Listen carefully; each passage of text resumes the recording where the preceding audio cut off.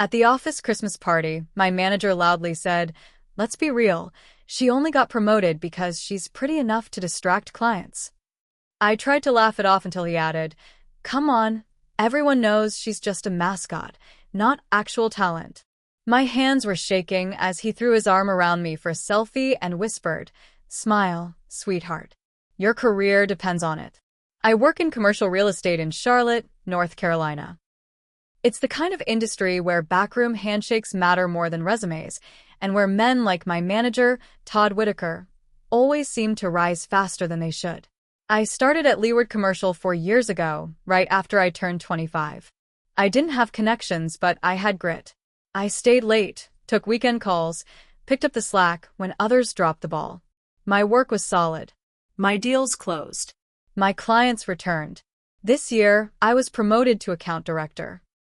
It wasn't handed to me, I earned it. A $12 million redevelopment in Mooresville? Mine. Negotiating a last-minute zoning variance that saved us from a $300,000 penalty? Also me. The investors loved my work. My clients trusted me. My numbers proved it. But Todd? Todd didn't see numbers. He saw makeup and heels and saw me as decoration. The office Christmas party was held at Vista Lounge, a rooftop spot in Uptown. Glitzy place.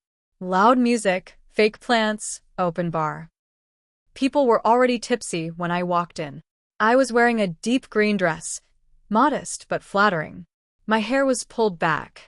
I didn't want attention. I wanted to blend in. I shouldn't have come. Todd was by the bar, leaning against the counter, holding court like he always did.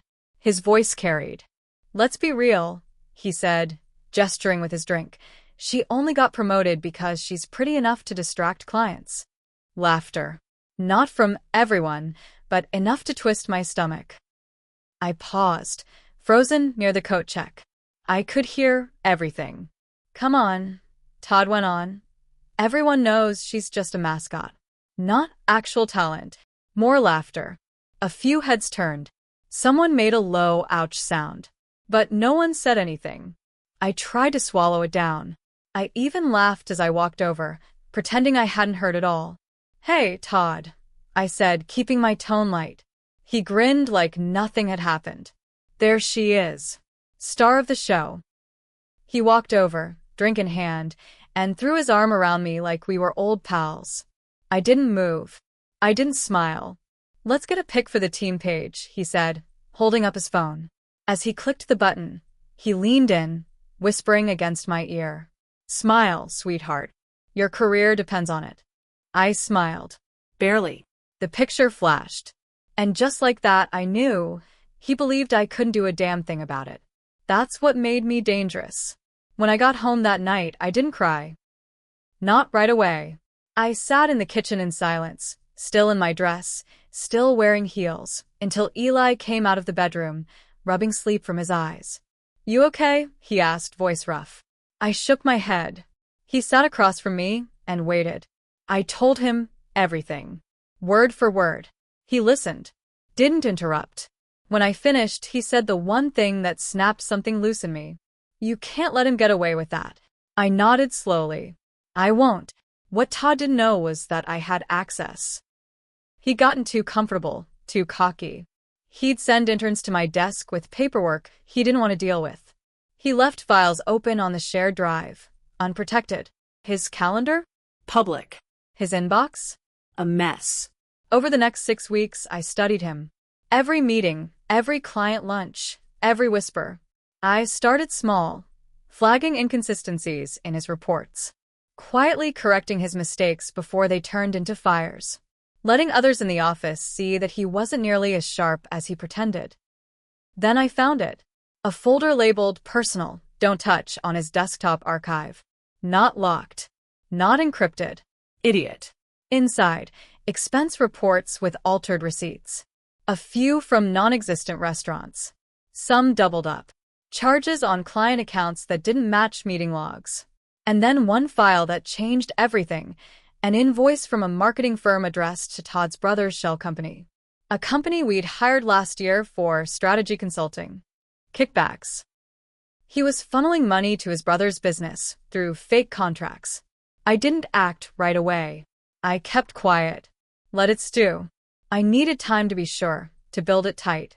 One wrong step, and he could bury it all. He had friends in high places. Our VP, Carl, played golf with him every month. HR loved him because he brought in big clients. I had to be smart, so I started collecting.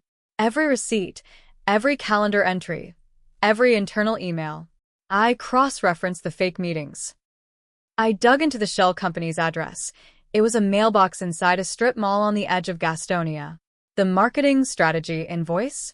Copied word for word from a real proposal another firm had submitted 6 months earlier. He wasn't even trying to hide it well. Still, I needed more. That's when I remembered Kelsey. She used to be Todd's assistant. Smart, organized, and gone too soon. She left last year, said it was personal. But I remembered how shaken she looked her last few weeks. I still had her number. I texted her. She answered in under 10 minutes. We met at a coffee shop in South End the next morning. She looked better, more relaxed, but when I brought up Todd, the tension came back to her shoulders like muscle memory. "You're not the first," she said. "But you might be the last." She told me everything. He made crude comments in meetings, pressured her into working late, then showed up drunk. Once, he told her he'd tank her career if she didn't play nice. She complained to HR. Nothing happened. "Because Carl buried it," she said. "They're thick as thieves." I asked if she had proof. She pulled a flash drive out of her coat pocket. "I never wanted revenge," she said. "Just distance. But if you're going to take him down, make it count." The flash drive had it all. An audio clip of a meeting where Todd joked about keeping Kelsey around for eye candy. Screenshots of texts. Even an internal memo Kelsey had sent to HR. One they never responded to. She'd kept it all. Now I had enough. But I wasn't going to turn it in just yet. I had a better idea. I started feeding pieces, carefully, to people inside the company. An anonymous tip to compliance about the marketing invoices. A mysterious printed screenshot slid under the desk of our head of finance. A quiet conversation with a senior partner at a networking event. I wanted them to feel the smoke before they saw the fire. And it worked. 2 weeks later, I walked into the office and felt the shift. Todd's door was closed more than usual. He wasn't strutting through the office anymore. People had stopped laughing at his jokes. Then something wild happened. He started being nice to me. Overly nice. Like he sensed something coming. Like he suddenly realized I wasn't decoration. I was dangerous. But it was too late. He didn't know I had also reached out to one of our biggest clients. The one whose account Todd had been skimming for expenses.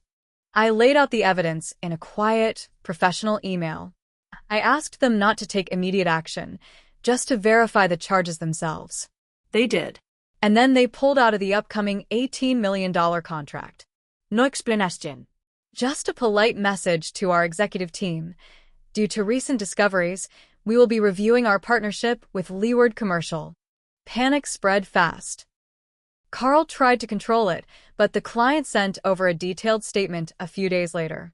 HR got involved. Legal started poking around. And then, finally, they called me in. When they called me into the conference room, I expected it to be HR, or maybe someone from legal. Instead, it was Carl, the VP, and Marcia from compliance. Carl's face was tight, like he hadn't slept in days. He didn't ask me to sit, just motioned and jumped right in. "We've been made aware of some irregularities involving Todd's conduct and use of company funds," he said, each word careful, rehearsed. "We understand you've been copied on some of the communications from the client." I just nodded. Marcia looked at me then, more direct. "Did you send them anything?" I met her eyes. "I only asked them to verify some billing. I didn't send anything confidential. I didn't accuse anyone."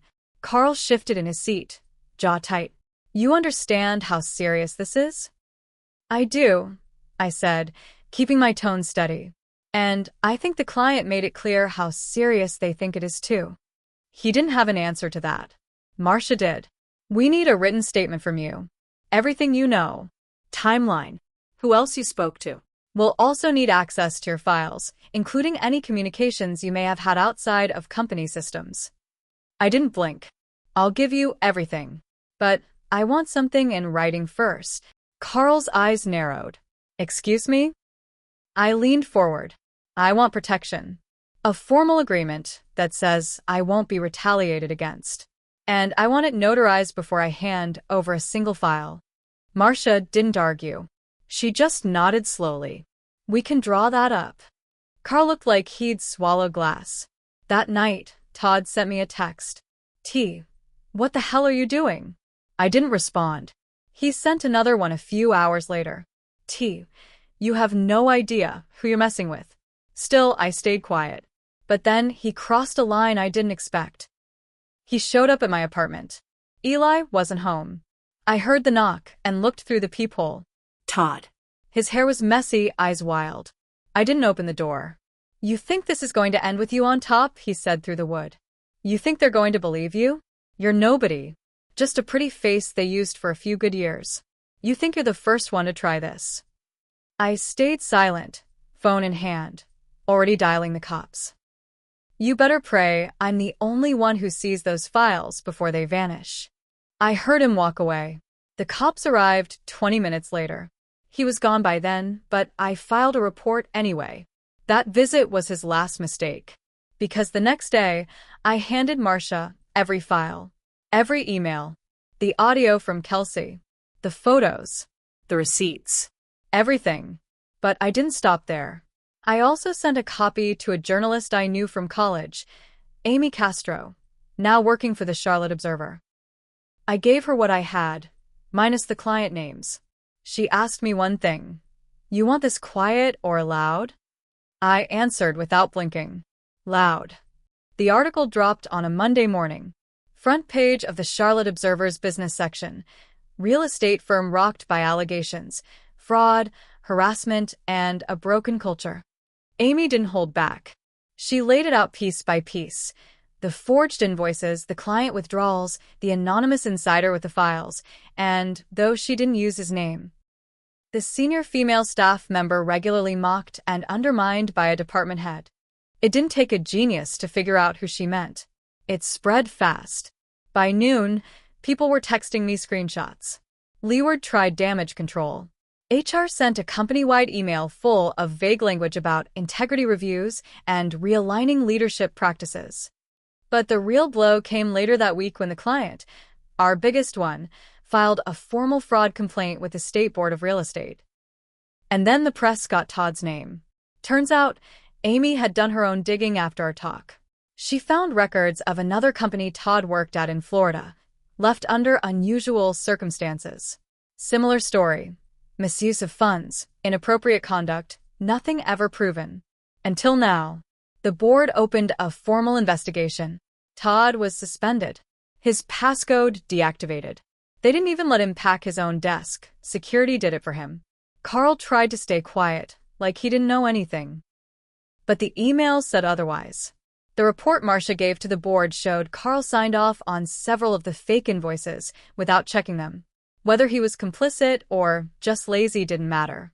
They pushed him into early retirement by the end of the quarter. And as for me? Well, here's where I admit I made a mistake too. I thought once Todd was gone, once the truth was out, I'd feel better. But I didn't. Because after all that, after fighting so hard, I realized how many people had known. They didn't help. They didn't stop it. They just watched and laughed at the party. Or stayed quiet in meetings.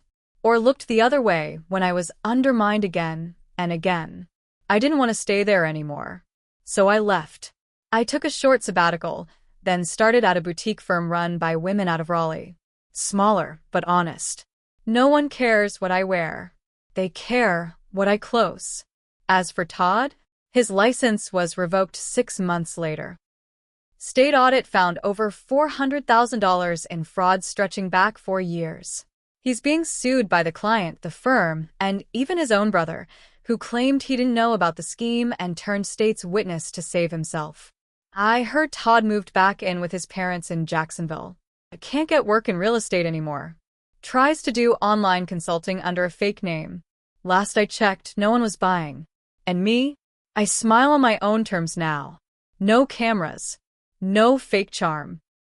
No whispering threats behind half hugs.